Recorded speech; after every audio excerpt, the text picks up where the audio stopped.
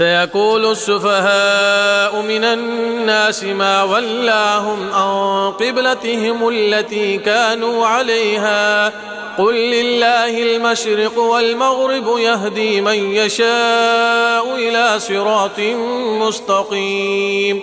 وكذلك جعلناكم أمة وسطا لتكونوا شهداء على الناس ويكون الرسول عليكم شهيدا وما جعلنا القبلة التي كنت عليها إلا لنعلم من يتبع الرسول ممن ينقلب على عقبيه وإن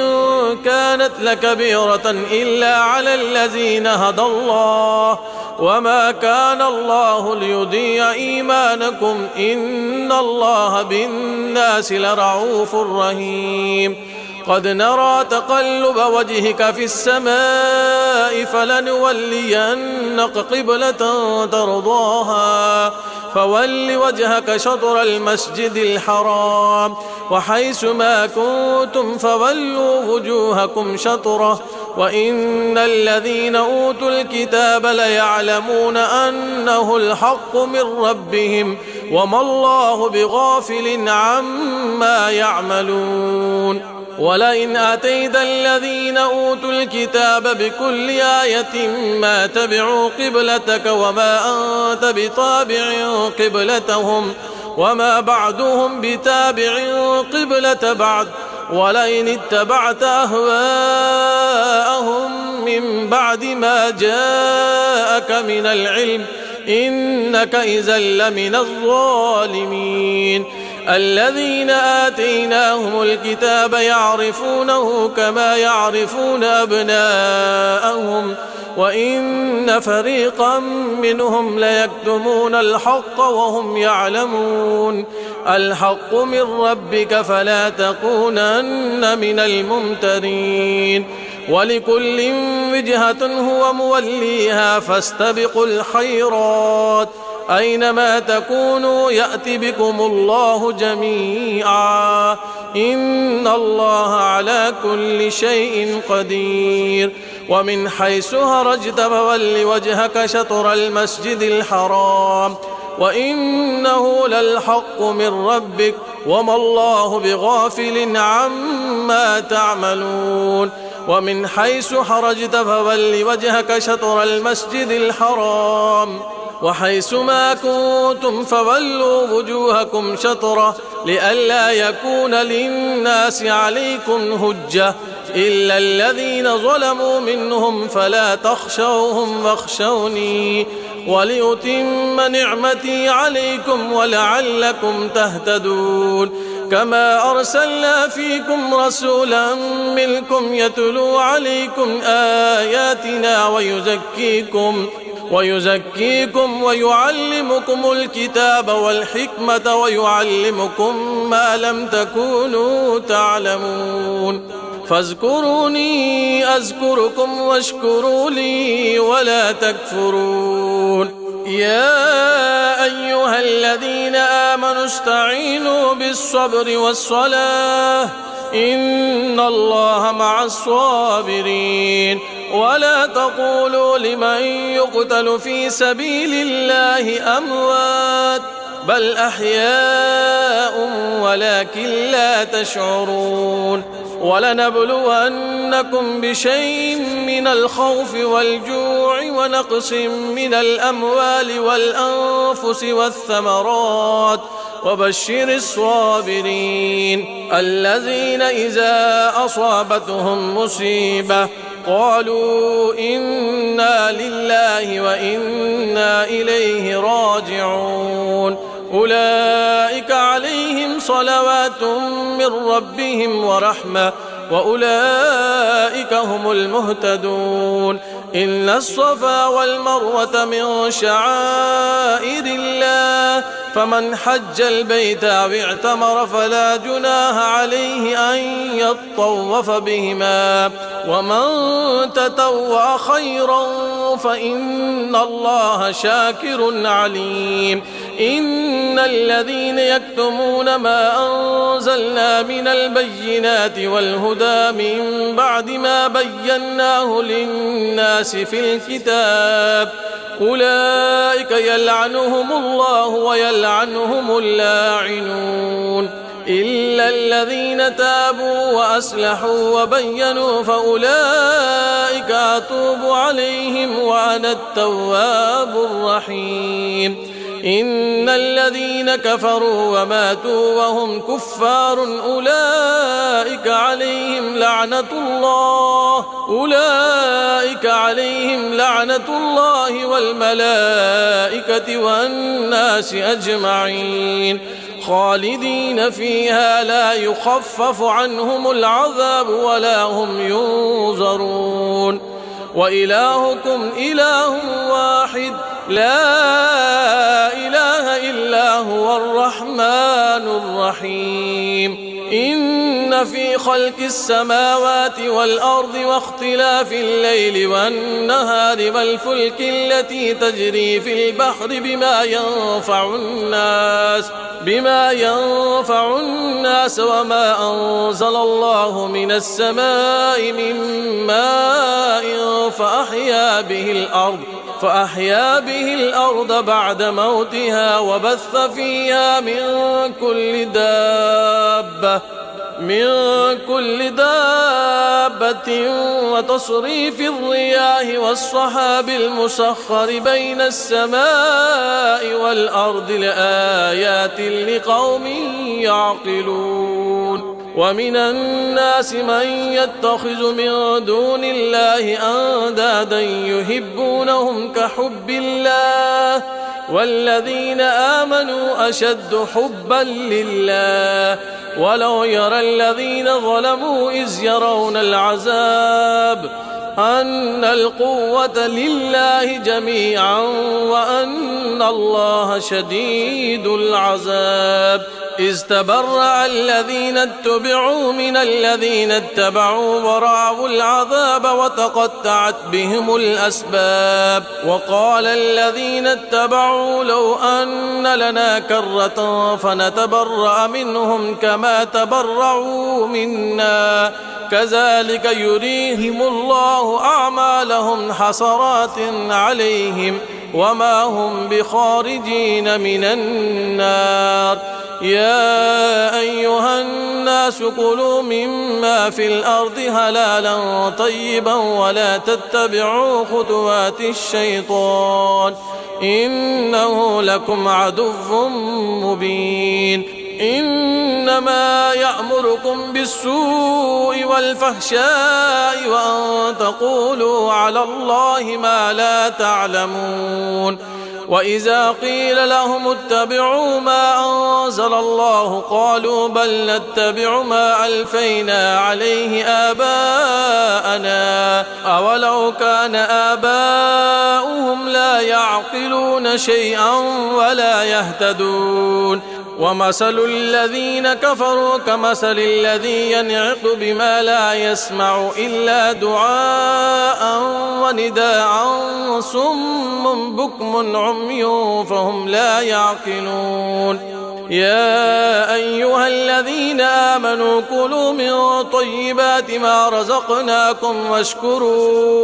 واشكروا لله إن كنتم إياه تعبدون إنما حرم عليكم الميتة والدم ولحم الخنزير وما أهل به لغير الله فمن اضطر غير باغ ولا عاد فلا إثم عليه إن الله غفور رحيم إن الذين يكتمون ما أنزل الله من الكتاب ويشترون به ثمنا قليلا أولئك ما يأكلون في بطونهم إلا النار ولا يكلمهم الله يوم القيامة ولا يزكيهم ولهم عذاب أليم أولئك الذين اشتروا الضلالة بالهدى والعذاب بالمغفرة فما أصبرهم على النار ذلك بأن الله نزل الكتاب بالحق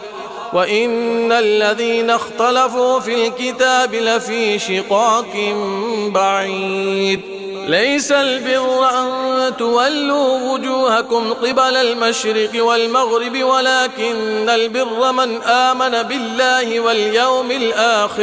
واليوم الآخر والملائكة والكتاب والنبيين وآتى المال على حبه ذوي القربى واليتامى والمساكين وابن السبيل والسائلين وفي الرقاب وأقام الصلاة وآتى الزكاة والموفون بعهدهم إذا عاهدوا والصابرين في البأساء والضراء وحين البعث أولئك الذين صدقوا وأولئك هم المتقون. يا أيها الذين آمنوا كتب عليكم القصاص في القتلى الحر بالحر والعبد بالعبد والأنثى بالأنثى فمن عفي له من أخيه شيء فاتباع بالمعروف وأداء إليه بإحسان ذلك تخفيف من ربكم ورحمة فمن اعتدى بعد ذلك فله عذاب أليم. ولكم في القصاص حياة يا أولي الألباب لعلكم تتقون. كتب عليكم إذا حضر أحدكم الموت إن ترك خيرا الوصية للوالدين والأقربين بالمعروف حقا على المتقين فمن بدله بعدما سمعه فإنما اسمه على الذين يبدلونه إن الله سميع عليم. فمن خاف من موص جنفا أو إثما فأصلح بينهم فلا إثم عليه إن الله غفور رحيم. يا أيها الذين آمنوا كتب عليكم الصيام كما كتب على الذين من قبلكم لعلكم تتقون أياما معدودات فمن كان منكم مريضا أو على سفر فعدة من أيام أخر وعلى الذين يطيقونه فدية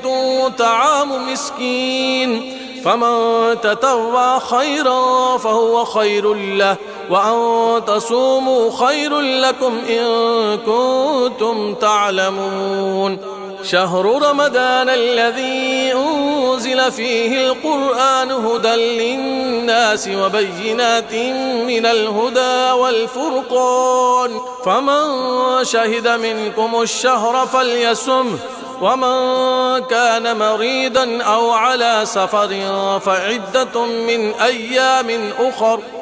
يريد الله بكم اليسر ولا يريد بكم العسر ولتكملوا العدة ولتكبروا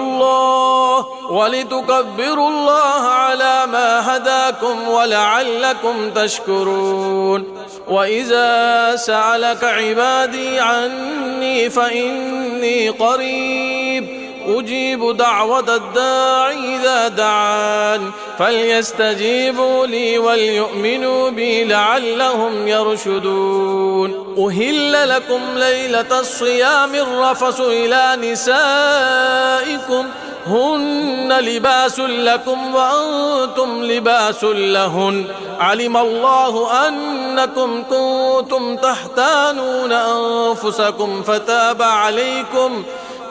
عليكم وعفى عنكم فالآن باشروهن وابتغوا ما كتب الله لكم وكلوا واشربوا حتى يتبين لكم الخيط الأبيض من الخيط الأسود من الفجر ثم أتموا الصيام إلى الليل ولا تباشروهن وأنتم عاكفون في المساجد تلك حدود الله فلا تقربوها كذلك يبين الله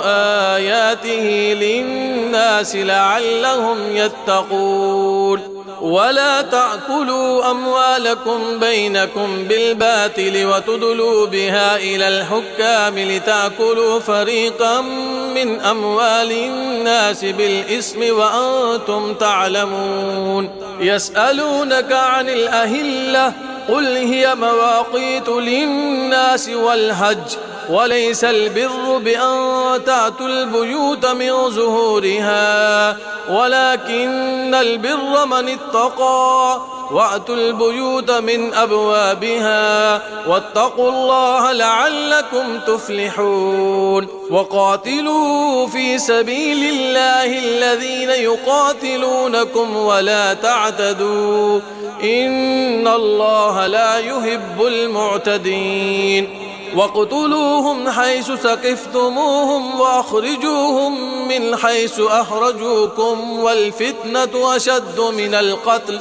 ولا تقاتلوهم عند المسجد الحرام حتى يقاتلوكم فيه فإن قاتلوكم فاقتلوهم كذلك جزاء الكافرين فإن انتهوا فإن الله غفور رحيم وقاتلوهم حتى لا تكون فتنة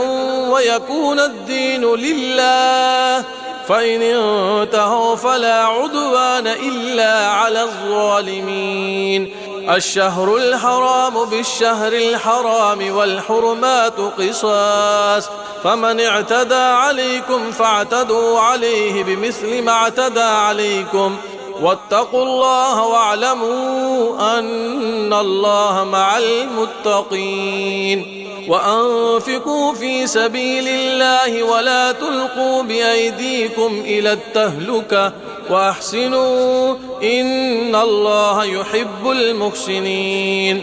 وأتموا الحج والعمرة لله فإن أحصرتم فما استيسر من الهدي ولا تهلكوا رؤوسكم حتى يبلغ الهدي مهله فمن كان منكم مريضا أو به أذى من رأسه ففدية من صيام أو صدقة أو نسك فإذا أمنتم فمن تمتع بالعمرة إلى الحج فما استيسر من الهدي فمن لم يجد فصيام 3 أيام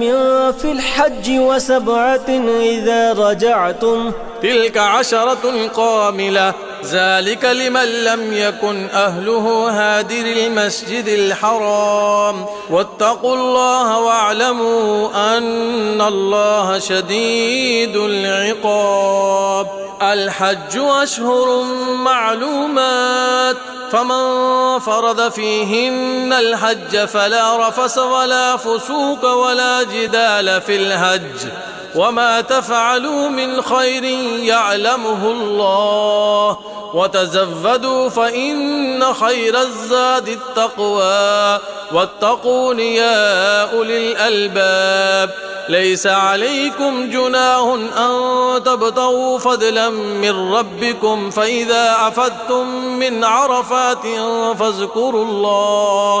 فاذكروا الله عند المشعر الحرام واذكروه كما هداكم وإن كنتم من قبله لمن الضالين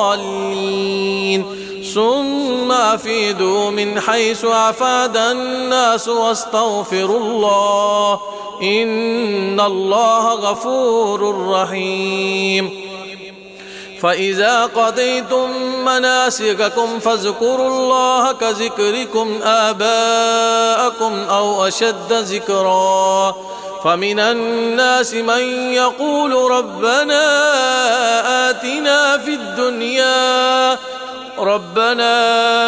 آتنا في الدنيا وما له في الآخرة من خلاق ومنهم من يقول ربنا آتنا في الدنيا حسنة وفي الآخرة حسنة وقنا عذاب النار أولئك لهم نصيب مما كسبوا والله سريع الحساب. واذكروا الله في أيام معدودات فمن تعجل في يومين فلا إثم عليه ومن تأخر فلا إثم عليه لمن اتقى واتقوا الله واعلموا أنكم إليه تحشرون. ومن الناس من يعجبك قوله في الحياة الدنيا ويشهد الله على ما في قلبه وهو علد الحساب. وإذا تولى سعى في الأرض ليفسد فيها ويهلك الحرث والنسل والله لا يحب الفساد. وإذا قيل له اتق الله أخذته العزة بالإثم فحسبه جهنم ولبئس المهاد. ومن الناس من يشري نفسه ابتغاء مرضات الله والله رؤوف بالعباد. يا أيها الذين آمنوا ادخلوا في السلم كافة ولا تتبعوا خطوات الشيطان إنه لكم عدو مبين. فإن زللتم من بعد ما جاءتكم البينات فاعلموا أن الله عزيز حكيم. هل ينظرون إلا أن يأتيهم الله في ظلل من الغمام والملائكة وقضي الأمر وإلى الله ترجع الأمور. سل بني إسرائيل كم آتيناهم من آية بينة ومن يبدل نعمة الله من بعد ما جاءته فإن الله شديد العقاب. زين للذين كفروا الحياة الدنيا ويسهرون من الذين آمنوا والذين اتقوا فوقهم يوم القيامة والله يرزق من يشاء بغير حساب. كان الناس أمة واحدة فبعث الله النبيين مبشرين ومنذرين وأنزل معهم الكتاب بالحق ليحكم بين الناس فيما اختلفوا فيه وما اختلف فيه إلا الذين أوتوه من بعد ما جاءتهم البينات بغيا بينهم فهدى الله الذين آمنوا لما اختلفوا فيه من الحق بإذنه والله يهدي من يشاء إلى صراط مستقيم. أم حسبتم أن تدخلوا الجنة ولما يأتكم مثل الذين خلوا من قبلكم مستهم البأساء والضراء وزلزلوا حتى يقول الرسول والذين آمنوا معه متى نصر الله ألا إن نصر الله قريب. يسألونك ماذا ينفقون قل ما أنفقتم من خير فللوالدين والأقربين واليتامى والمساكين وابن السبيل وما تفعلوا من خير فإن الله به عليم. كتب عليكم القتال وهو كره لكم وعسى أن تكرهوا شيئا وهو خير لكم وعسى أن تحبوا شيئا وهو شر لكم والله يعلم وأنتم لا تعلمون. يسألونك عن الشهر الحرام قتال فيه قل قتال فيه كبير وسد عن سبيل الله وكفر به والمسجد الحرام وإخراج أهله منه أكبر عند الله والفتنة أكبر من القتل ولا يزالون يقاتلونكم حتى يردوكم عن دينكم إن استطاعوا ومن يرتد منكم عن دينه فيمت وهو كافر فأولئك حبطت أعمالهم في الدنيا والآخرة وأولئك أصحاب النار هم فيها خالدون. إن الذين آمنوا والذين هاجروا وجاهدوا في سبيل الله أولئك يرجون رحمة الله والله غفور رحيم. يسألونك عن الخمر والميسر قل فيهما اسم كبير ومنافع للناس واسمهما أكبر من نفعهما ويسألونك ماذا ينفقون قل العفو كذلك يبين الله لكم الآيات لعلكم تتفكرون في الدنيا والآخرة. ويسألونك عن اليتامى قل إصلاح لهم خير وإن تخالطوهم فإخوانكم والله يعلم المفسد من المصلح ولو شاء الله لعنتكم إن الله عزيز حكيم. ولا تنكحوا المشركات حتى يؤمن ولا أمة مؤمنة خير من مشركة ولو أعجبتكم ولا تنكحوا المشركين حتى يؤمنوا ولعبد مؤمن خير من مشرك ولو أعجبكم أولئك يدعون إلى النار والله يدعو إلى الجنة والمغفرة بإذنه ويبين آياته للناس لعلهم يتذكرون. ويسألونك عن المهيض قل هو أذى فاعتزلوا النساء في المحيض ولا تقربوهن حتى يطهرن فإذا تطهرن فأتوهن من حيث أمركم الله إن الله يحب التوابين ويحب المتطهرين. نساؤكم حرث لكم فأتوا حرثكم أنى شئتم وقدموا لأنفسكم واتقوا الله واعلموا أنكم ملاقوه وبشر المؤمنين. ولا تجعلوا الله عرضة لأيمانكم أن تبروا وتتقوا وتصلحوا بين الناس والله سميع عليم. لا يؤاخذكم الله باللغو في أيمانكم ولكن يؤاخذكم بما كسبت قلوبكم والله غفور حليم. للذين يؤلون من نسائهم تربص 4 أشهر فإن فاءوا فإن الله غفور رحيم. وإن عزموا الطلاق فإن الله سميع عليم.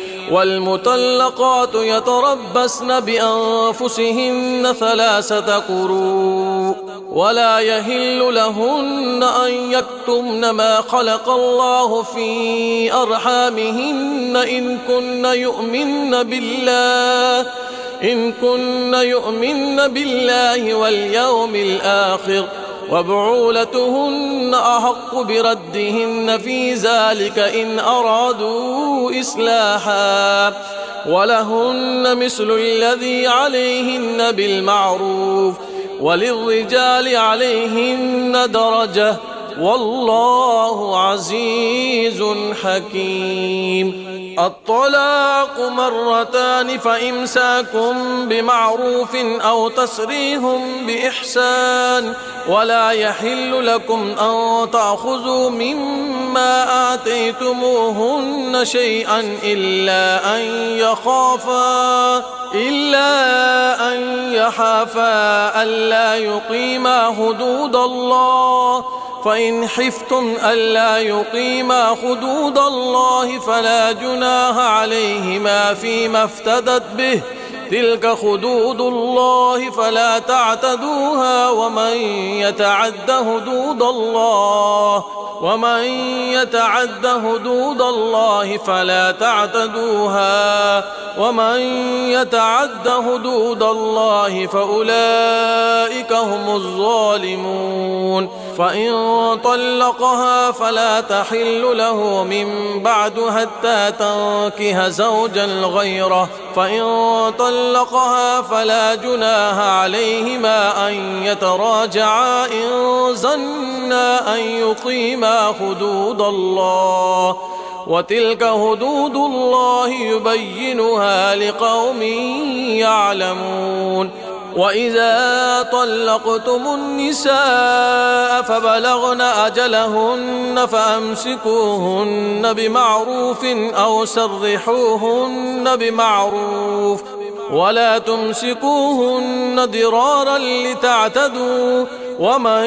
يفعل ذلك فقد ظلم نفسه. ولا تتخذوا آيات الله هزوا واذكروا نعمة الله عليكم وما أنزل عليكم من الكتاب والحكمة يعظكم به، واتقوا الله واعلموا أن الله بكل شيء عليم. وإذا طلقتم النساء فبلغن أجلهن فلا تعضلوهن أن ينكحن أزواجهن إذا ترادوا بينهم بالمعروف، ذلك يوعظ به من كان منكم يؤمن بالله واليوم الآخر، ذلكم أزكى لكم وأطهر، والله يعلم وأنتم لا تعلمون. والوالدات يرضعن أولادهن حولين كاملين لمن أراد أن يتم الرضاعة، وعلى المولود له رزقهن وكسوتهن بالمعروف، لا تكلف نفس إلا وسعها، لا تضار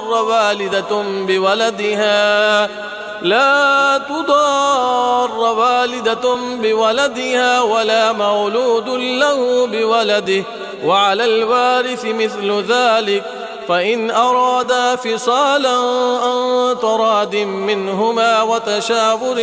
فلا جناح عليهما. وإن أردتم أن تسترضعوا أولادكم فلا جناح عليكم إذا سلمتم ما آتيتم بالمعروف، واتقوا الله واعلموا أن الله بما تعملون بصير. والذين يتوفون منكم ويذرون أزواجا يتربصن بأنفسهن 4 أشهر و10، فإذا بلغن أجلهن فلا جناح عليكم فيما فعلن في أنفسهن بالمعروف، والله بما تعملون خبير. ولا جناح عليكم فيما عرضتم به من خطبة النساء أو أكننتم في أنفسكم، علم الله أنكم ستذكرونهن ولكن لا تواعدوهن سرا إلا أن تقولوا قولا معروفا، ولا تعزموا عقدة النكاح حتى يبلغ الكتاب أجله، واعلموا أن الله يعلم ما في أنفسكم فاحذروه، واعلموا أن الله غفور حليم. لا جناح عليكم إن طلقتم النساء ما لم تمسوهن أو تفرضوا لهن فريضة، فريدة ومتعوهن على الموسع قدره وعلى المقتر قدره متاعا بالمعروف حقا على المحسنين. وإن طلقتموهن من قبل أن تمسوهن فقد فرضتم لهن فريضة فنصف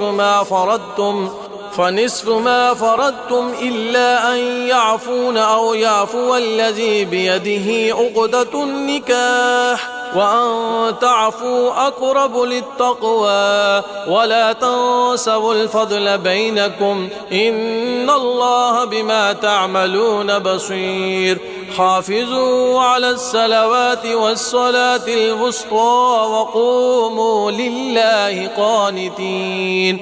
فإن خفتم فرجالا أو ركبانا فإذا أمنتم فاذكروا الله كما علمكم ما لم تكونوا تعلمون. والذين يتوفون منكم ويذرون أزواجا وصية لأزواجهم متاعا إلى الحول غير إخراج فإن خرجن فلا جناح عليكم فيما فعلن في أنفسهن من معروف والله عزيز حكيم. وللمطلقات متاع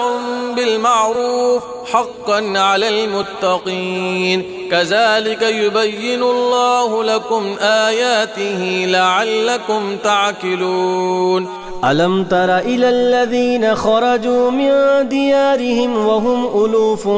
حذر الموت فقال لهم الله موتوا ثم أحياهم إن الله لذو فضل على الناس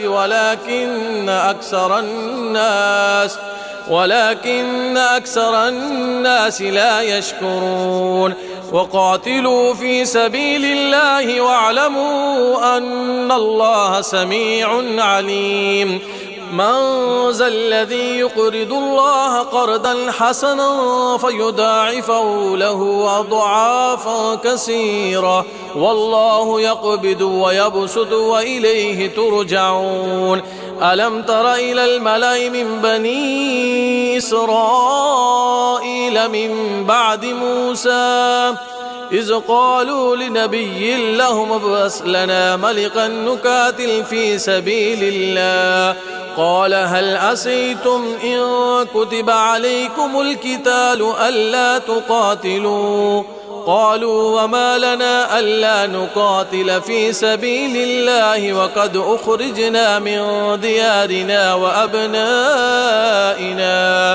فلما كتب عليهم القتال تولوا إلا قليلا منهم والله عليم بالظالمين. وقال لهم نبيهم إن الله قد بعث لكم طالوت ملكا قالوا أنى يكون له الملك علينا ونحن أحق بالملك منه ولم يؤت سعة من المال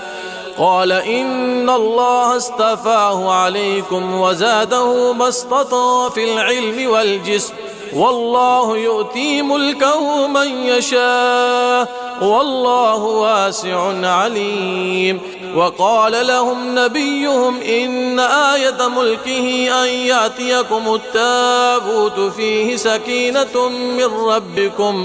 فيه سكينة من ربكم وبقية مما ترك آل موسى وآل هارون تحمله الملائكة إن في ذلك لآيات لكم إن كنتم مؤمنين. فلما فصل طالوت بالجنود قال إن الله مبتليكم بنهر فمن شرب منه فليس مني ومن لم يطعمه فإنه مني إلا من اغترف غرفة بيده فشربوا منه إلا قليلا منهم فلما جاوزه هو والذين آمنوا معه قالوا لا طاقة لنا اليوم بجالوت وجنوده قال الذين يظنون أنهم ملاقو الله كم من فئة قليلة غلبت فئة كثيرة بإذن الله والله مع الصابرين. ولما برزوا لجالوت وجنوده قالوا ربنا أفرغ علينا صبرا وثبت أقدامنا وانصرنا على القوم الكافرين. فهزموهم بإذن الله وقتل داود جالوت وآتاه الله الملك والحكمة وعلمه